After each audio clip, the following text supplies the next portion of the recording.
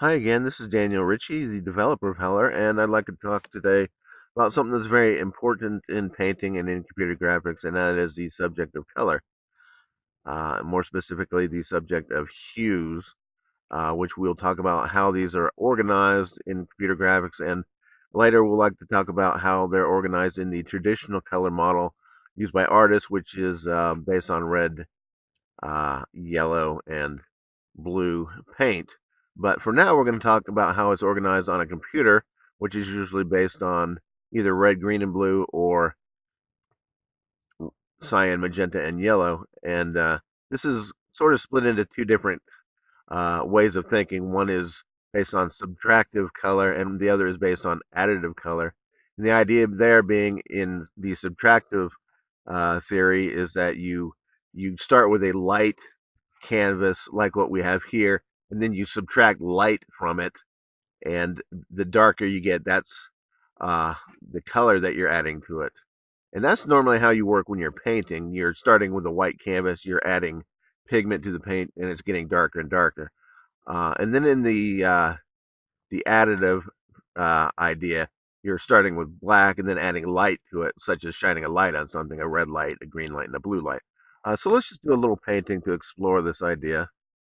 And as we all know, color computer programs come with a color wheel in general that represent the various hues that are available. And if we work with the red, green, and blue, or cyan, magenta, and yellow models, we'll be using what are called primary colors. Basically, we take what's really the most important colors hues to us, uh, like in a printer. Um, it can only have so many inks in it, so they pick three inks that all the other colors can be mixed from. So let's just do a little experiment here and start with some yellow and see if we can't explore this idea. I'm going to put some yellow here, some,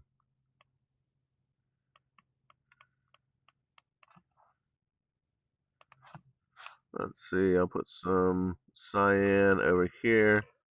As you can see, as we mix these,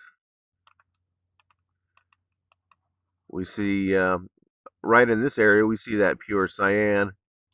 And then up at the top, we see that yellow. But where they mix, you see, we're getting that green. So we have sort of a gradient from yellow to green to blue. And now let's add the magenta. And as you see here, as we're mixing from yellow to magenta, we're getting some orange, and then we get red, and then we get that pure magenta. Now let's do the same thing over here. As you see, as we go from the cyan, we're getting sort of bluer and bluer and bluer, and then we get into even where the magenta and cyan mix over this end, we're getting some purples and such. But let's take another look here where the three are mixing together. We're actually getting um, almost black, in fact, in here. Let's see if we can push this. We're getting some really deep reds. We're getting some deep purples and some really brownish greens. Um, let's see if we can refine this a little bit right in the middle.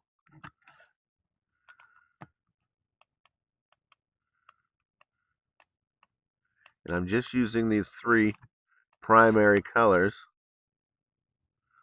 Right, so we've learned some important things here. Just by using these three colors, we've uh, we've basically recreated the entire color spectrum that's available to us. This entire range of hues. We went from yellow to green to cyan to blue to magenta, and then back to red and orange and such and such. But in the middle, we get the darker shades, and there's an important thing to learn from this, and this is the idea of complements. And when complements mix, they always produce a neutral color. That's a very important concept to become familiar with, because anytime you're mixing colors on screen, and you mix two complementary colors, you're going to get a neutral color. It may be, depending on what color, type of colors, and how they're being mixed, you might get black, you might get white, or you might get gray. For example, if you're averaging two colors, mathematically, if you're averaging two colors that are opposite, you're going to get exactly medium gray. Like uh, if you're using a color value that's between 0 and 255, it's going to be exactly 128, mathematically speaking. So um, we'll come back and look at this more in depth, but this was a good first example uh, of the way colors can be mixed from just primary colors. In this case, we used cyan, magenta, and yellow. We could have also used red, green, and blue to do this. I want to come back later and talk about how artists organize these palettes, uh, which is based on a slightly different combination of hues. It is the same idea, though, just something that works better in traditional media and something that helps artists understand paint better and organize their palettes, which is based on red, yellow, and blue. We'll talk about that in the next video. I want to do one more experiment while we're here to better understand this idea of uh, additive and subtractive color. In this case, we did subtractive painting, which is what you do when you paint on a canvas. You start with a light canvas and you subtract lightness from it, and when all of your colors are present, you have black basically. This is very consistent with how paints work. Uh, Paints are not opaque, they're generally translucent or transparent. And when you glaze them together like this, they produce a very dark color. And we'll talk more about that in the next video and maybe do a little experiment. Maybe put some stuff we can try at home. So let me do one more.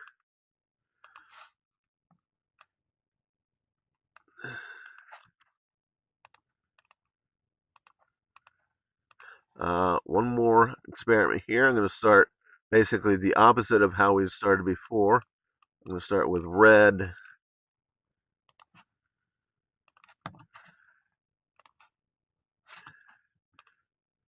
Let's see.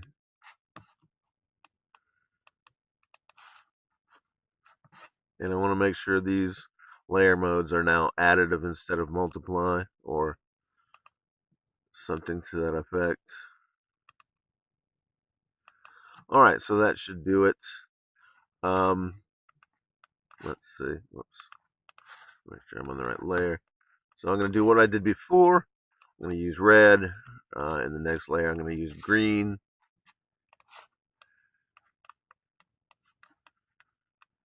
And as you see, as I'm adding this green layer,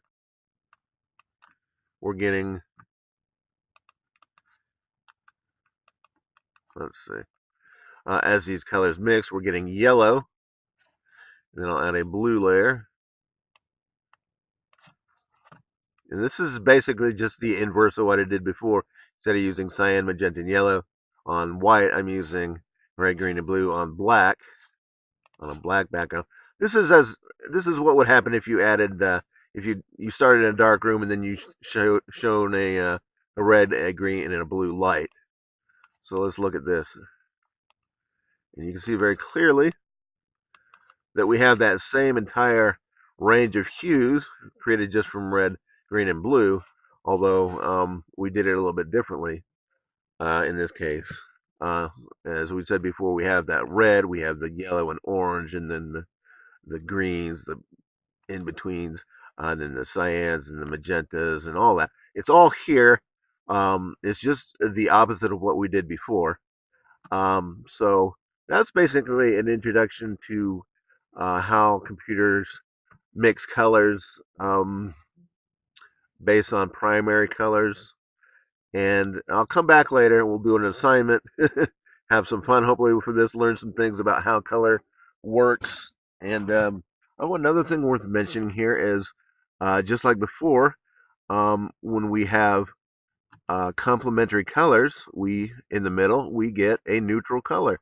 In this case, it's not black, it's white, or it's kind of a icky light gray, but in this case, the same thing applies when we go to our complementary colors. We go from red to green.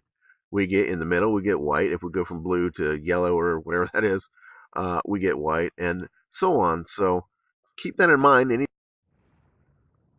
Anytime you're mixing colors on screen, um, or in any way, you're gonna run into this problem or this situation if you mix complementary colors. You're gonna end up with a middle color. So this applies to really anything you paint because when you're painting, you're always mixing colors. You're gonna run into that. So the more you understand this, the better prepared you are for any weird artifacts you get or any strange color blending artifacts you get. So let's come back and talk then about how artists mix colors. So talk to you later, and thanks for watching.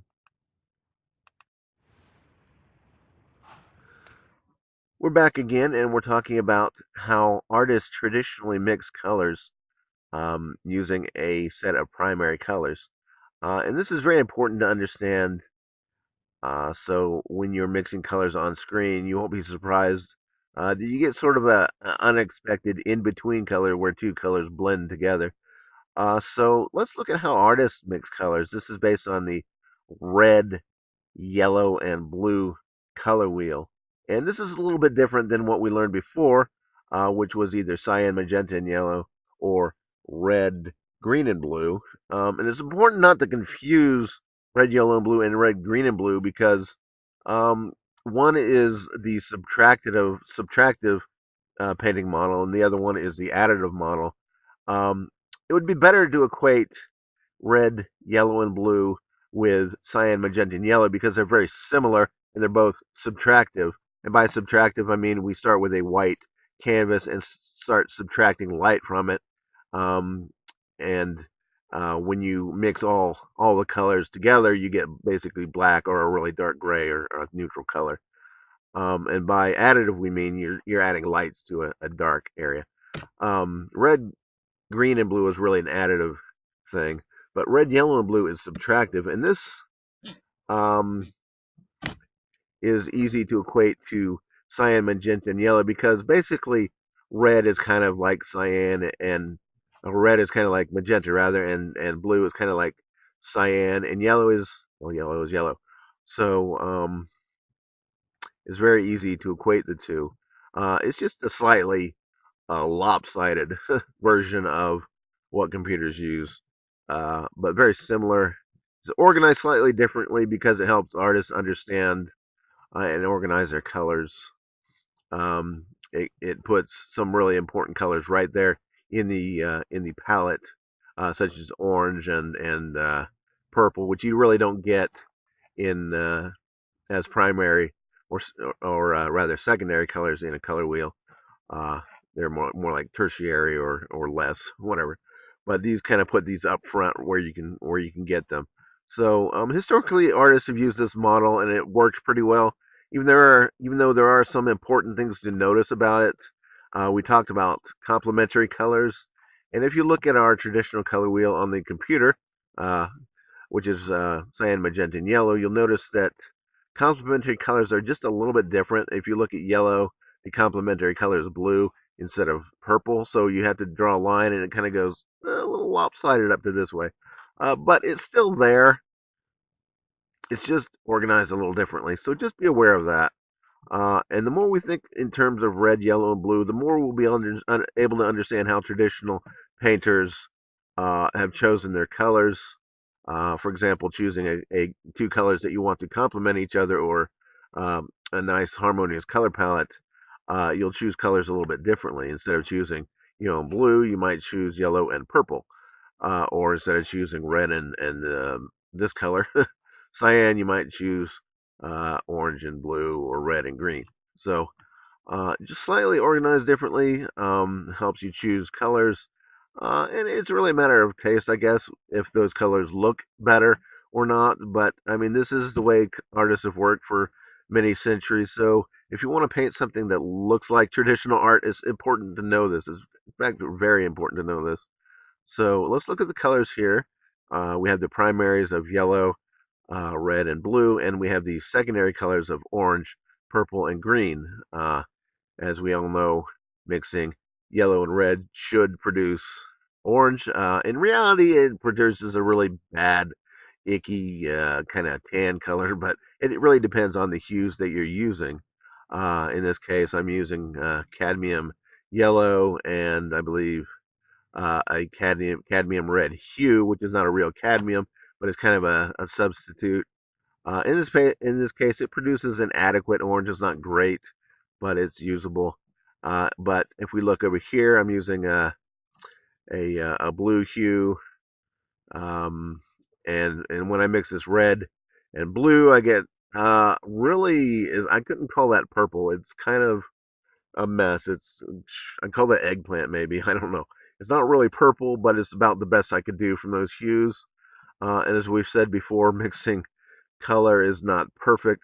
Um, using only three colors to represent color doesn't give us every possible conceivable color of the rainbow. It's really the best we can do with three three pigments, and that's going to be the case when you try to do anything from just three pigments. You're going to get some limitations, but it really depends on the paints and the pigments you're using. I'll take another example here. Let's see. And I use a different set of hues. I used a lemon yellow and a rose madder, and I think I use that same blue. I wouldn't even try to pronounce what that chemical is they use to make that blue color. But just using a different set of hues, um, what I would consider a cool palette. We'll talk about that in a moment. But I mixed this lemon yellow with this rose madder, and it produced an even less appealing orange, but it did produce a better purple at least. Actually, this purple is more blue than purple, but just by changing the hues that we used, it produced a different set of colors and hues. And really just depends on the hues that you're using. So let's talk about doing an assignment. One other thing that's worth mentioning is in our computer model, if you look really carefully, you'll see yellow and the complement is blue. Um, that's a big problem because, as we all know, mixing with paint, mixing yellow and blue makes green, and that does appear to be sort of the case. But we just learned that mixing complementary colors always makes a neutral color or a gray or a black. Well, why is this? Well, for one reason, pigments that we use aren't really pure colors. Blue isn't exactly blue. It might be kind of a greenish blue. It has some green in it, and it might just be some kind of chemical thing. We don't. Maybe somebody can Google that and find out, but there might be some kind of chemical reaction that takes place that actually makes that green, even though yellow and blue are complementary and should theoretically produce a neutral color. It does, in fact, uh, produce green. So that's not really something you can do on the computer because the computer is mathematically precise. And you would get a gray or a black. So that's something really important to be aware of when you're trying to mix colors on a computer. Mixing yellow and blue will not actually make green. But if you use kind of a bluish green and you mix those colors, you'll get a better result. You'll get more of a greenish color.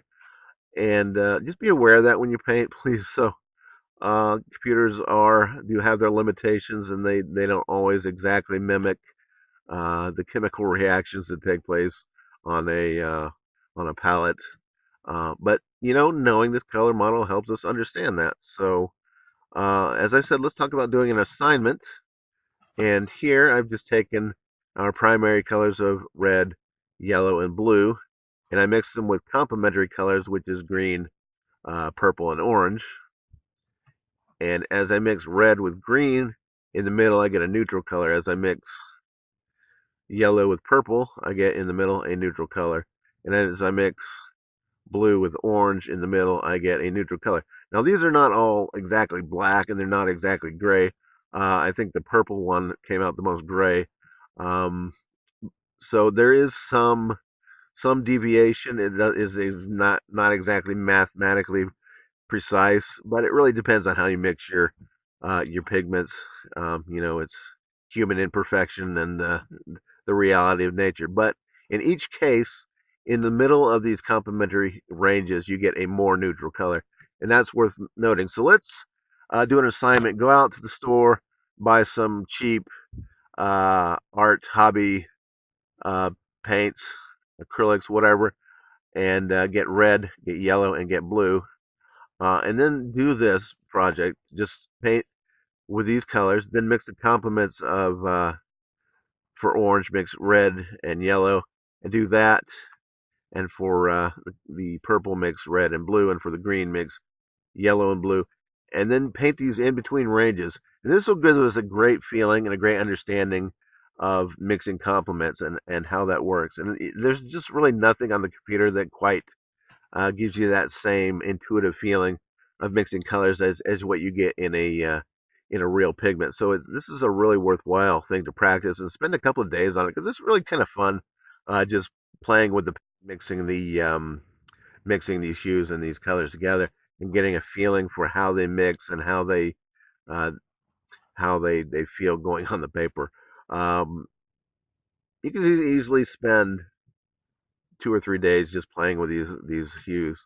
So I recommend that. Go to the store, pick up those hues, have fun. That'll give you a much better understanding of mixing colors. You'll understand it'll really benefit you. Once you've done it, you'll know it. It'll be intuitive to you, so you don't have to do it forever. You just do it these for a few days, and then it'll be yours. So as another assignment, go ahead and paint one of these color wheels. This is real simple. I just took a piece of paper. I put, I think, a peanut butter jar lid there, and drew a circle and a ruler or a straight edge, and put these dividers in there. So that's another good thing. Um, and while you're doing this, while you're mixing these colors on here, go ahead and pull them into the center and see how they mix. See how these complementary colors mix in the center. Um, do that as an assignment. So you don't have to invest a lot, or you might have already some paints lying around. Go ahead and do this. And like we said before, you can spend the rest of your life on color if you wanted to. You don't have to. These are really the fundamental building blocks of art, though. So it'll benefit you the rest of your life as an artist, and it'll help you understand color better. It'll help you understand traditional media better.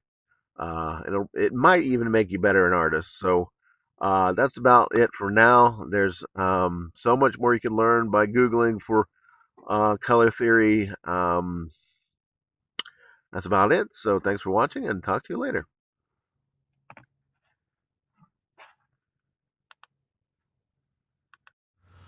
Uh, as just a bit of a side note, we could spend a little bit of time later taking a look at using these things we've learned, such as mixing complementary colors, or using them to create a painting.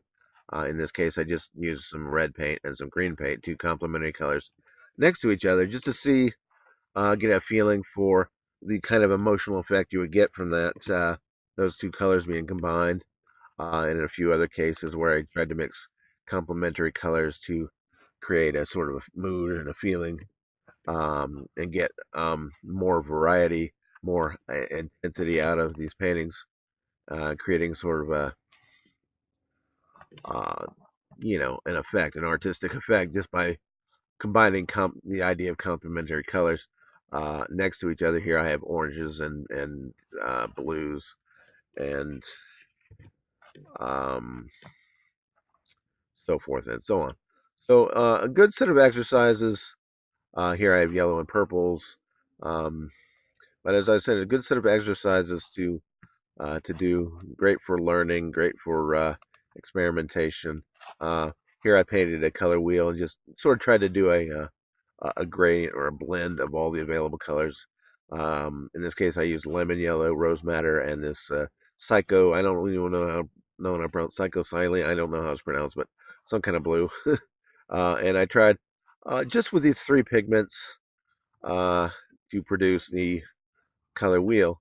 Another great experiment would be to use six pigments, one set of warm pigments and one set of cool pigments to create a better range of colors. And by warm and cool, we basically, there's nothing scientific about it. We just decide that there's kind of like a line down the middle of our palette, and on one side there's warm colors, and on the other side there's cool colors. And you can actually have a warm or cool red, for example. A cool red might be kind of a bluish red, and a warm red might be kind of a yellowish red. And it's kind of subjective and such, but good concept to learn as well is the concept of warm and cool colors. So go ahead, do those assignments because they'll be very beneficial. Just you can spend a lot of money, a little bit of money, or none at all. You might already have some art supplies at home. So thanks for watching, and talk more about computer stuff in the future. But for now, we're playing with traditional media. So ta ta for now.